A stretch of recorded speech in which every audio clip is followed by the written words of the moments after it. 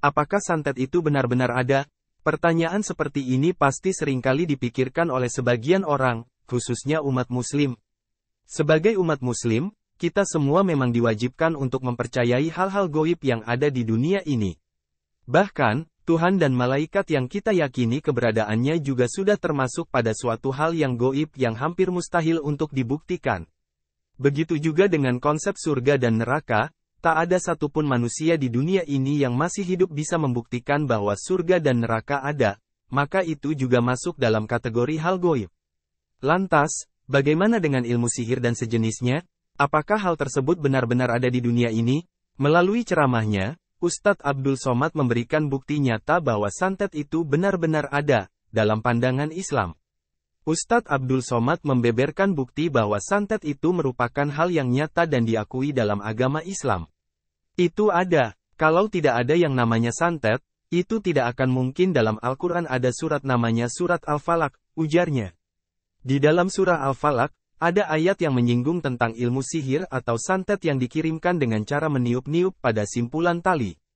Kul auzu birabil falaq, min syarri ma halaq, wa min syarri gasikin iza waqab, wa min syarrin nafasati fil uqad, ucap uas, nafasat, nafasa. Meniup-niup dengan sedikit air liur. Fil uqad, pada simpulan tali, tambahnya. Ia kemudian menjelaskan ulang tentang ayat tersebut, tentang bagaimana santet dikirimkan dengan meniup simpul tali oleh seorang wanita, penyihir. Perempuan yang suka meniup-niup pada simpulan tali.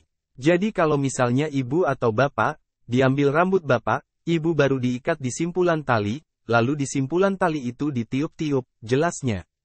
Menurut Ustadz Abdul Somad, keberadaan ayat pada surat Al-Falaq ini sudah menjadi jawaban yang jelas bahwa santet itu benar adanya.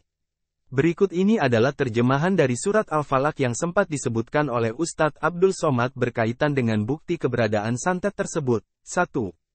Katakanlah, Nabi Muhammad, aku berlindung kepada Tuhan yang menjaga fajar, subuh. 2. Dari kejahatan makhluk yang Dia ciptakan. 3. Dari kejahatan malam apabila telah gelap gulita. 4. Dari kejahatan perempuan-perempuan, penyihir, yang meniup pada buhul-buhul, talinya.